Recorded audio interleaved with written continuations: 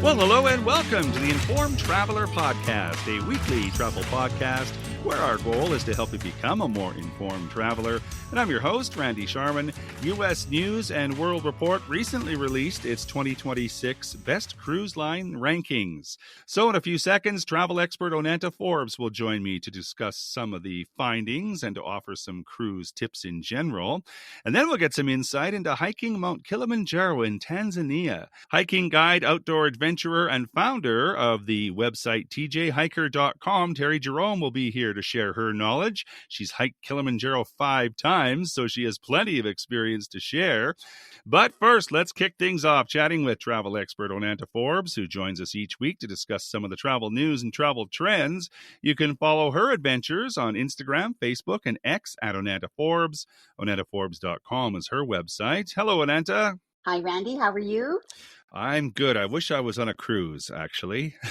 It's been a while since I've been on a cruise. We're going to talk about cruising, mostly because of this list of awards, the best cruise line rankings. This is from U.S. News and World Report. They're the publishers, best hotels, best vacations, best travel reward, best of everything.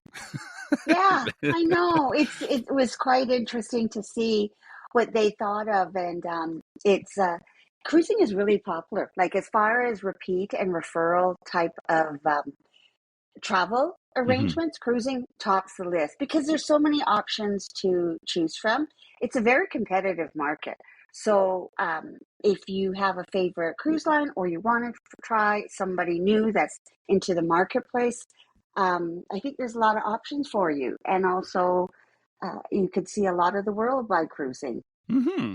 Well, they are a dedicated bunch. I will say that, and I would include myself. I shouldn't say they. We are a dedicated bunch as far as cruising. I have my favorite. I'm a Holland America snob, mostly because I worked with it for so long, and I do like their product.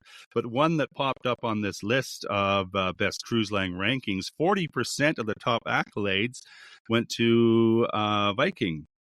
Right. So I've never sailed on Viking. I think you have, but what are your thoughts? Viking's really good because it also offers river cruising as well as ocean cruising. So it covers quite a bit for different types of travelers. Now for river cruising, that's where it kind of first came into the play. And river cruising is hugely popular between for travelers worldwide. Um, and it gives you a more immersive way to see different parts of the world.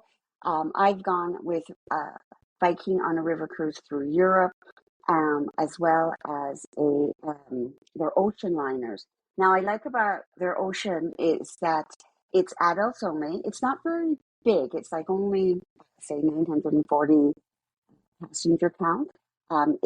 There's no casino on board. You get a tour excursion included daily. If you wish to take advantage of that, which I would definitely recommend that.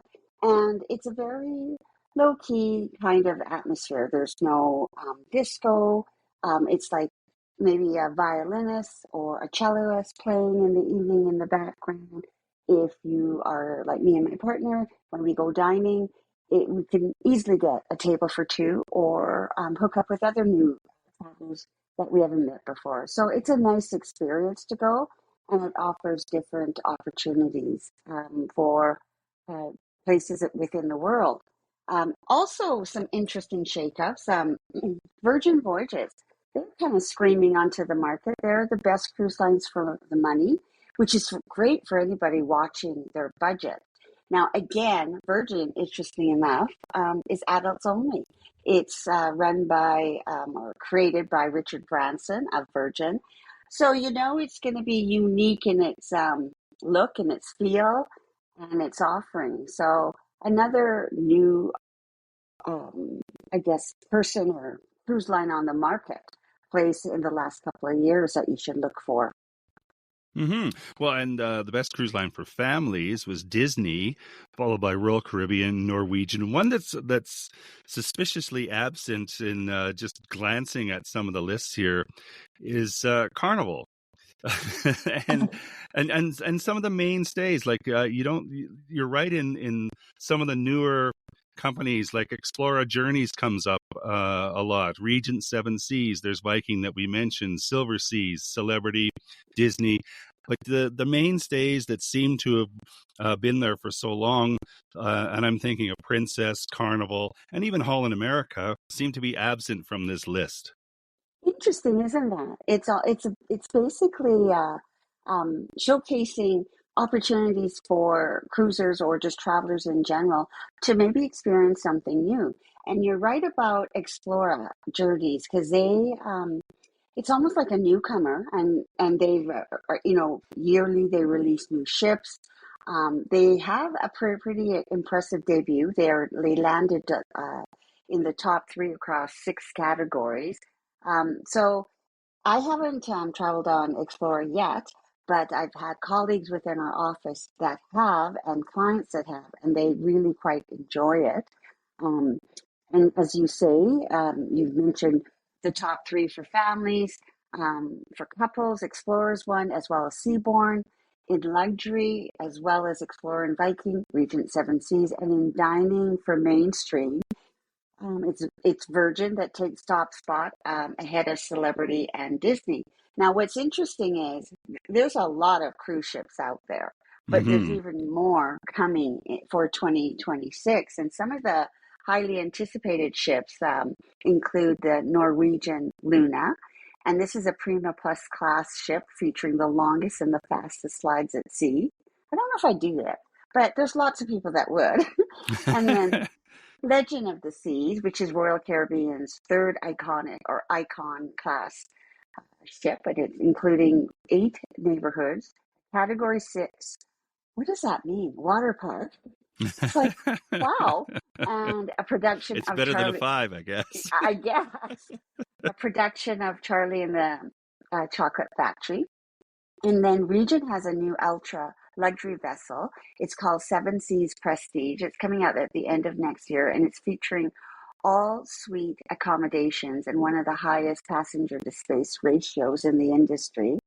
And then Viking's coming out with another ship. It's called the Libra, and it's set to be the first hydrogen powered cruise ship focusing on zero emission and navigation. And we've talked Hmm. about in the past how sustainable travel is really important or Mm-hmm. becoming very important in traveler's choice. So, something to consider when you are looking at new opportunities to sail on ships. And people really like being the first on the ship. Like, can you Mm-hmm. imagine being on a ship? It's inaugural sailing, and nobody slept in that bed before. Yes, there is something to that. Um, and you're right. Like there is so much out there, so many options. It would be very confusing to a newcomer. Like I said, the you know people are quite dedicated to their cruise line. But for somebody that's new to cruising, say they want to try it out, if they came to you, what would be some of your suggestions in beginning to plan a cruise? I would ask them, what who they're traveling with. First of all, are you traveling with family and friends? Are you just traveling as a couple? Are you traveling as a solo? Because that makes a difference as well. Um, my other question was, where would you like to travel to, as far as where in the world?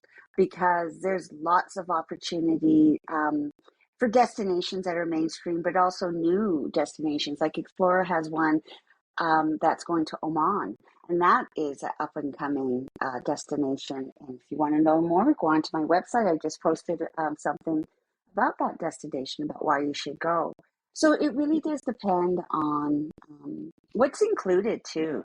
Like sometimes there's the flights included. Sometimes there's a free business class upgrade that's included, and that's it's always better to arrive like arrive in better shape when you go business class, right?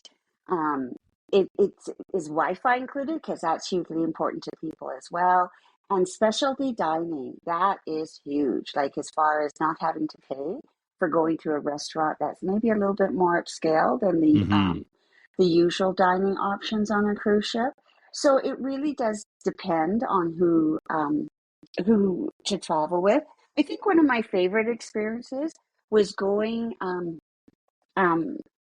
and I traveled with Princess and with Seabourn and with Windstar to this destination was French Polynesia. It Oh, was such a nice. beautiful destination. We were on smaller ships. It was the opportunity to go to different islands that, that you just kind of see about in movies that you think, oh my gosh, am I really here? Because and the people are just beautiful. I think I've shared on past podcasts. One of a favorite memory is we're in port. It's Sunday afternoon, going into the evening, and you're looking out on from your deck, and you see the streams of white coming down from the hills, and it was people going to church. And then when they got to church, you heard them sing because the churches have open air windows, and Uh-huh. it was just kind of a moment that you get when I'm lucky enough to travel. Mm-hmm. I always envied people that live in like Fort Lauderdale, the Florida area, or any place that's close to a cruise port, because they can just drive. And, they can do a cruise for $1,000. Like, because the biggest Yes. part of cruising for people like us that are landlocked is getting to the cruise port, and a big chunk of the cost is just the flights alone. It is. And a lot of those people who are at the ports already sometimes have like special resident prices because they're already in Florida. They can just jump on a cruise and go, like on a 3, 5, or 7 night cruise throughout the Caribbean. So you're right, kind of lucky when you're already there and you can go. And a lot of people now are definitely considering how they're flying to the destinations because it's not always easy to fly, and also, you have to get to the airport so early and such. So it's nice when when Alaska season comes Mm-hmm. for Western Canada, an easy jaunt to get to Vancouver. Mm-hmm. Exactly. What about just, and I don't want to get bogged down too much because there is so much you can do. Just choosing a cabin or that type of thing. I always recommend a choice of a balcony cabin. It's you have to look at costs absolutely because everybody has a budget, but I think it's a nice opportunity to have a different aspect of your cruise. Like you could get up morning, have a coffee, watch as you enter a port, or just as you are cruising, just to see the scenery. Alaska again is a great destination to see perhaps wildlife or the calving of a glacier, seeing that or hearing it. And, in the evening as well, having a cocktail and just enjoying just the peace and the quiet of cruising. I know earlier this year when we went on our Holland America cruise, um, it was just nice to go out on our deck and just read a book and just enjoy a sea day on our balcony. So I would definitely recommend a balcony when you're traveling. And then also your packages, what does that include? So Wi-Fi, dining, for excursions.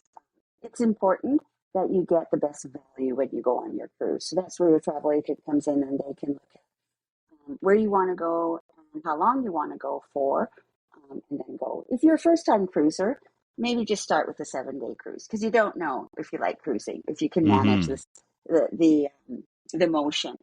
But saying that, a lot of these ships are very technologically advanced that stabilize, so you don't really have to worry about that in a sense. But people can be quite sensitive with regards to motion, so we have to make sure that cruising is the right choice for you. Stay close to the shore. I don't know if you'd Mm, want to do an Atlantic cruise the first time. That's right. And you might, and you don't like if it's your first time cruises. I might even go for a port intensive cruise. Not a lot Mm-hmm. of sea days at first, Yeah. till or depending on your level of travel experience, if how zen you want to be. I always say too, once you've had a balcony, you'll never go back. And you shouldn't. Absolutely. Lots of great tips, lots of great advice. Onanda Forbes is a travel expert. You can follow her on Facebook, Instagram, and X at Onanda Forbes. You can check out her website, onandaforbes.com. And if you want to go on a cruise, you're the person to ask, right? Please call me. Thanks, Onanta. Thank you. Have a good day.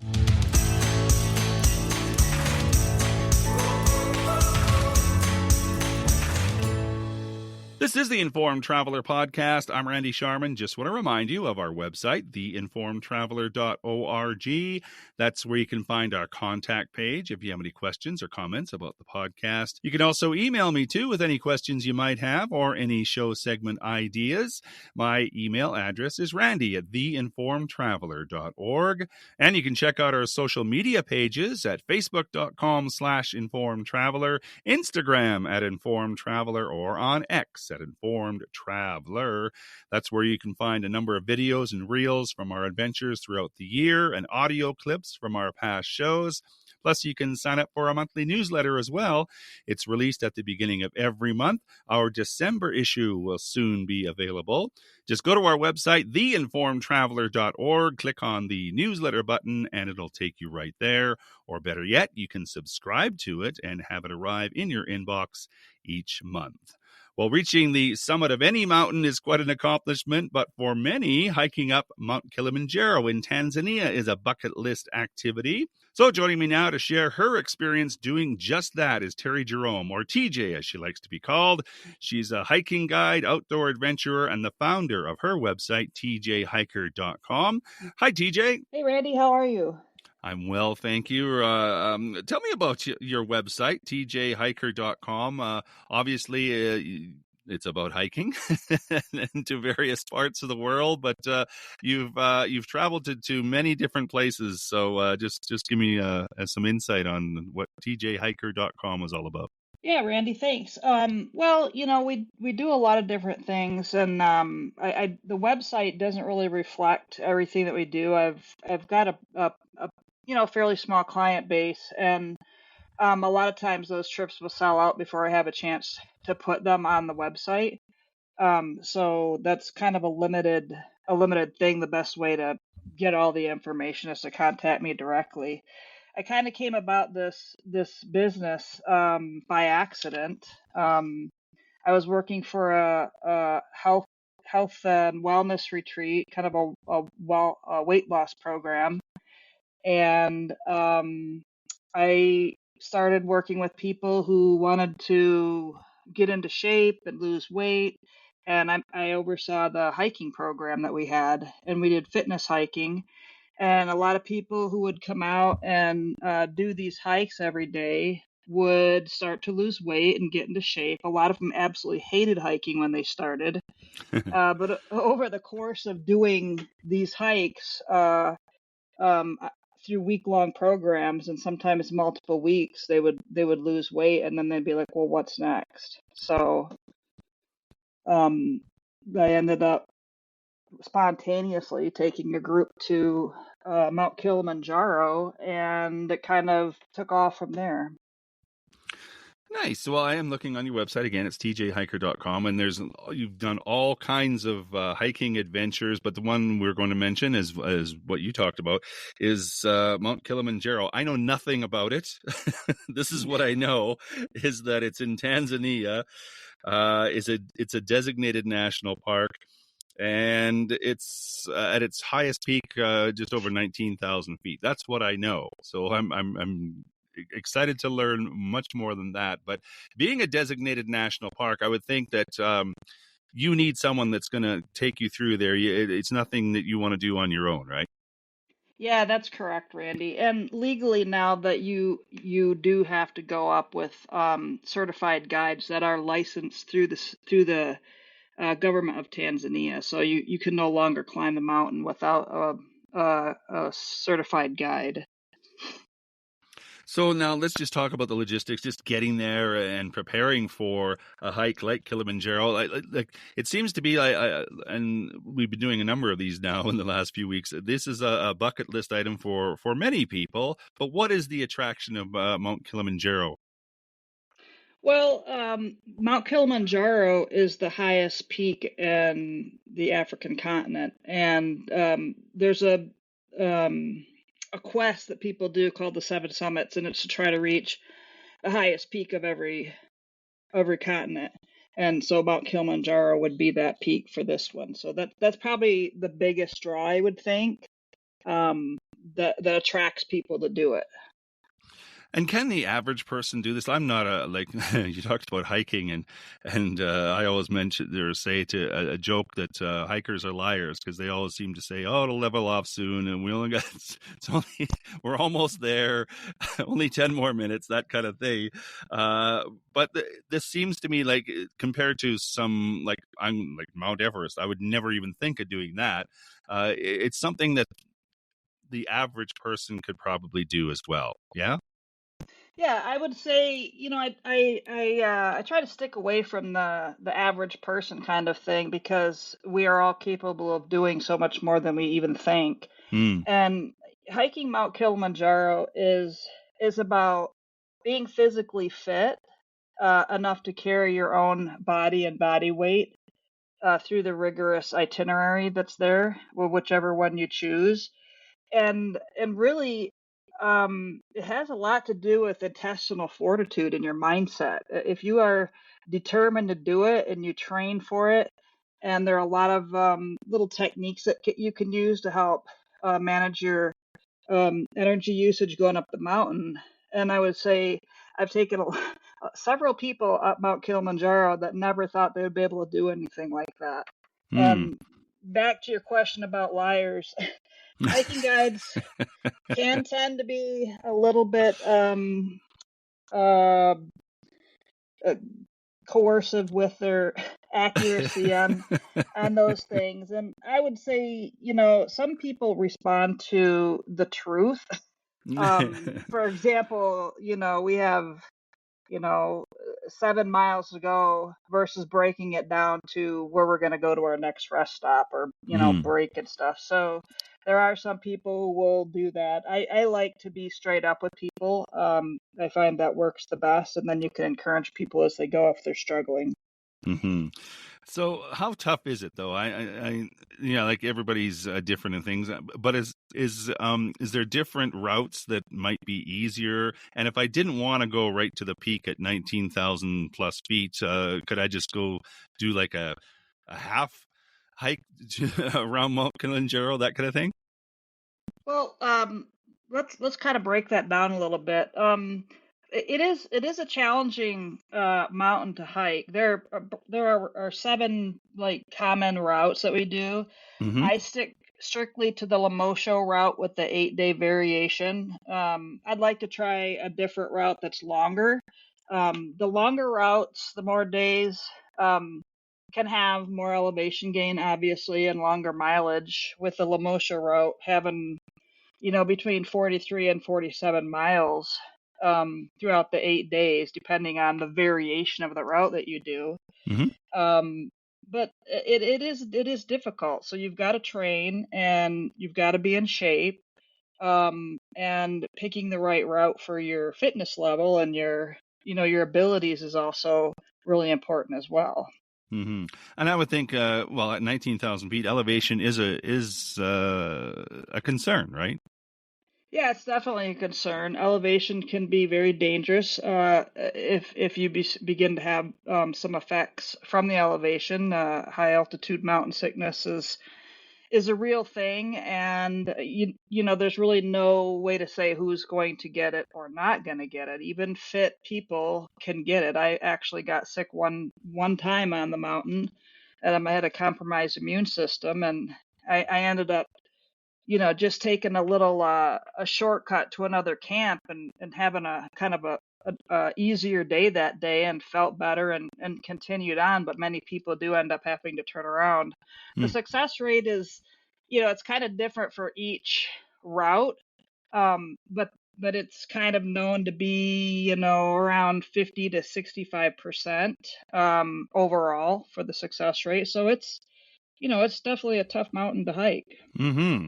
So break it down for me. You say you do the 8 day journey. So what's included or what happens and what type of camping accommodations, that sort of thing. Well, what I do is the basic 8-day Lemosho route, and the reason I like that route is because it's a little bit longer. With the 8 days, it offers you more time to acclimatize. You're not getting, you're breaking down your elevation gain, overall elevation gain over the course of 5 days before you ascend to the summit, make your Mm-hmm. summit attempt. And essentially, you start off at around right around 9,000 feet. You're hiking each day with your personal backpack, which you want to kind of be around. You want it to be as light as possible, but it's usually between 13 and 18 pounds, 6 to 8 kilograms. And then the porters will carry the rest of your stuff. And they'll carry up. These guys carry some tremendous amounts of weight, too much in my opinion, but they carry about 33 pounds, of your gear Hmm. up the mountain. So they take a big load off, and they're incredible human beings. Anyway, each day is broken down into gradually going from one camp to the next camp and increasing your elevation gain, doing some drops in elevation for recovery. So high altitude hiking and mountaineering is about, hiking high and sleeping low as you work your way up the mountain. And so, again, just getting back, I don't have to set up my own tent. That's all done for me, right? That makes me kind of feel like kind of lazy, actually. But after hiking all day, I would want that. Yeah, it's very nice to have that. You can focus on your recovery, and these guys that work on this mountain, they go up and down this mountain like they're just walking through the park. And it's really nice. It also offers, employment for the local community, which is really important Hmm. to sustain their, economy with tourism. So just getting there to Tanzania and getting to Kilimanjaro, I'm assuming that once you land in the airport, someone's there to greet you and to get you to the mountain. Yeah. Yeah, that's correct. Every company kind of does it their own way, but typically speaking, for me, I have, all you have to do is land in Kilimanjaro International Airport, and everything else is taken care of for you. What are some of the questions that come up when people are looking to do this? The first thing people usually ask is how hard is it, and how, can I do it? And you know, it's kind of a difficult question. And again, I kind of mentioned that we're all capable of doing more than we think we can. But this is a pretty serious hike for most people. And the questions would come up about whether they can or can't do it. And we kind of talk about what your current fitness level is and how much time you have to train. uh, Other questions that come up, would be, do we have to carry our own stuff? And what are the temperatures? That's a big question, because you do Yeah. go, yeah, you go through 5 climate zones on Kilimanjaro, starting from the um, the the lowest level, like right around 6,000 feet. They call it like the bush zone, or the cultivation zone. But you kind of go up through these five, like the rainforest is where you start hiking, and then you end up in the Arctic zone. So the temperatures can be pretty brutal, with sometimes up to minus 20 degrees, I think is kind of what the recorded, without the wind chill factor Hmm. on the summit. And you can bet that's pretty cold. And I've been up there when it's been below zero, and it's not an easy night when it's that cold. I bet. So what now? When you get to the summit, how long are you there? And When you get to the summit, a summit night itself, 6 to 8 hours. The whole thing is going to take you ascent from your high camp to the bottom. It can take up to 16 hours or more, depending on the person. And of course, people with rough knees are going to need a little bit more time. As hmm far as how much time they spend up there, I mean, it's not recommended to spend a lot of time up there. Usually it's get your pictures, high fives, and that kind of thing, and then start back down the mountain. With my groups, we break it up so that not everybody is trying to get to the summit at the same time, so they can go at their own pace. And I've been up there probably for 2 hours or so waiting for people to come up. so that I can, greet them and that kind of stuff. But typically it's a good idea to make it brief because you can still get sick on the descent. True. When you talk about groups, how big of a group are we talking about? And then how many other groups are up there? Like, how crowded can it be? Well, my groups are typically for this particular tour have been smaller groups, like in the 8 to 12 numbers, right around there, give or take. Different tour operators take different different size groups. The first time I did it was with the Sierra Club, and I think we had 17 people, and that was a lot of people. And I forgot the second part of your question. Oh, Sorry. is there other groups? Like, how crowded? I've seen pictures of Mount Everest where there's a big lineup. Yeah. Definitely they can get crowded. The routes all converge at the summit circle at the top, so that can get a little bit crowded on the way up on summit night. And then the camps even down low can get pretty crowded depending on if you're going during the busy time of the year. So Mm-hmm. it can be pretty crowded up there depending on the route and the camps that you stay at. And when is the best time to go then? I mean, if you want to avoid the crowds, Well, is there a best time though? Well, the best time at avoiding the crowds are kind of not really compatible. The best time, in my opinion, I've gone in January, February, and June. And January and March is kind of known as like the warmest time of the year. Mm-hmm. And then June to October is sort of like the long dry season, but they have colder nights. And when I was there in June, the one time I did it in the June, there was so much snow at the top. It was crazy, and it was really cold. But it's kind of relevant to what is convenient time for you to go. A lot of people go in the summer from the U.S. because that's when the families are off of school and stuff. Mm-hmm. Mm-hmm. Anything else you want to add? No, it's a really great experience, and I've done it probably 5 or 6 times and really enjoyed it. And I think if you ever have thought about doing it, it's on your mind. There's really no time like the present, and you got to make it happen because it's a great once in a lifetime experience. I would imagine it is. Terry Jerome, otherwise known as TJ, is outdoor adventurer and founder of tjhiker.com. You can find out all kinds of information on Kilimanjaro and other hikes as well around the world on her website, tjhiker.com. I appreciate you doing this, TJ, and taking the time. Thank you so much. Thanks a lot, Randy. Have a great one. And that is our show for this week. If you have comments or questions, we'd love to hear from you. If you have a show idea, send that along as well. My email is randy@theinformedtraveler.org. And if you like what you heard, tell a friend. You can check out our website too at theinformedtraveler.org. In the meantime, thanks for listening, travel safe, and be an informed traveler.